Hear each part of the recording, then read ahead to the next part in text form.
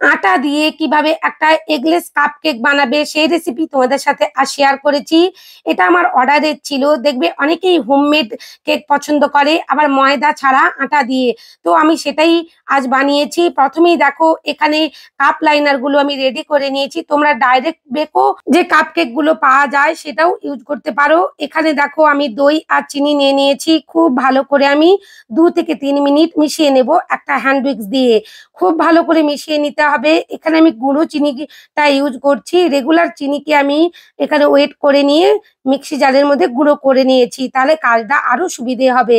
এখানে আমি অল্প পরিমাণে মিল্ক ইউজ করছি, লিকুইড মিল্ক। আমি পরে আবার অ্যাড করব আমার যতটা প্রয়োজন হবে। এরপর দেখো আমি তেলটাও দিয়ে দিলাম। সমস্ত লিকুইড ইনগ্রিডিয়েন্টস গুলো আমি দিতে থাকবো আর ভালো করে মিক্স করতে থাকবো। ভালো করে যেন মিক্স হয় প্রত্যেকটা ইনগ্রিডিয়েন্টস একটার সাথে আরেকটা, সেটা কিন্তু লক্ষ্য রাখতেই হবে।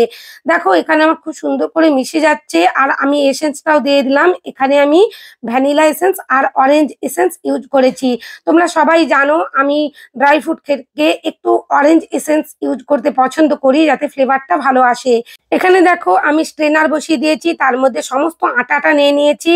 বেকিং সোডা, বেকিং পাউডার, 1 চিমটে লবণ আর এখানে মিল্ক পাউডার দিয়ে ভালো করে আমি স্ট্রেনারের সাহায্যে চেলে নেব। আমি আগেও কিন্তু আটাটা একবার চেলে নিয়েছি।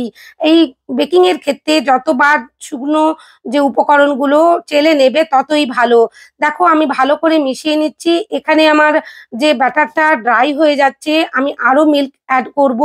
সমস্ত কিছু আমি ডেসক্রিপশন বক্সে দিয়ে দেব, কোনো অসুবিধে হবে না। তোমরা সেটা দেখে পারফেক্ট ভাবে এই আটা দিয়ে একটা কেক বানাতে পারবে। তোমরা এটা বড় 6 ইঞ্চির বা 5 ইঞ্চির মোল্ডেও ইউজ করতে পারো, যে আটা ড্রাই ফ্রুট কেক হিসেবে বা আটা যে পাউন্ড ড্রাই ফ্রুট কেক হয় সেগুলো হিসেবে, আর কাপ কেক হিসেবেও ইউজ করতে পারো। আমার কাছে এই ক্রিসমাসে অনেকগুলো আটা দিয়ে ড্রাই ফ্রুট কেকের অর্ডার এসেছিল, আর সেগুলো তাড়াহুড়োয় শেয়ার করা হচ্ছিল না। সেই একই রেসিপি আমি আজ দেখো কাপ কেকে ইউজ করছি। ইনি আমার রিপিটেড কাস্টমার, যিনি আমার কাছ থেকে নিচ্ছেন ম্যাডাম। উনি আমাকে বললেন যে এবারে ড্রাই ফ্রুট ভাবে নেব না, এবারে তুমি কাপ কেকের আকারে করে দাও ওই একই কেক।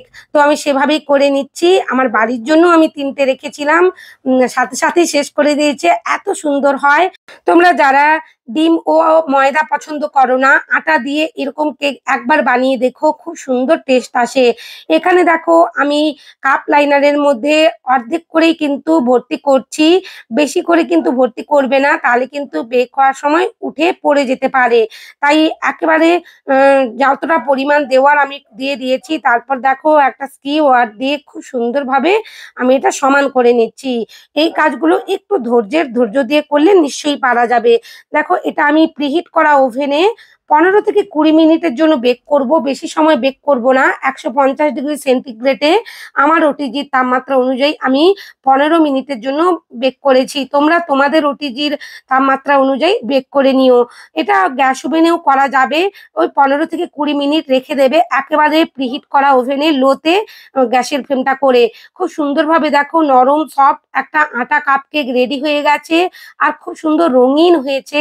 এই হোলির সমসাময়িক সময়েই খুব সুন্দর উপযোগী কেকগুলো। আর হ্যাঁ, এই কেকগুলো তোমরা 18 থেকে 20 টাকা করে এক একটা পিস সেল করতেই পারো, কোনো অসুবিধে নেই। কারণ এটা হোমমেড আর আটা দিয়ে অনেক ড্রাই ফ্রুট দিয়ে বানানো।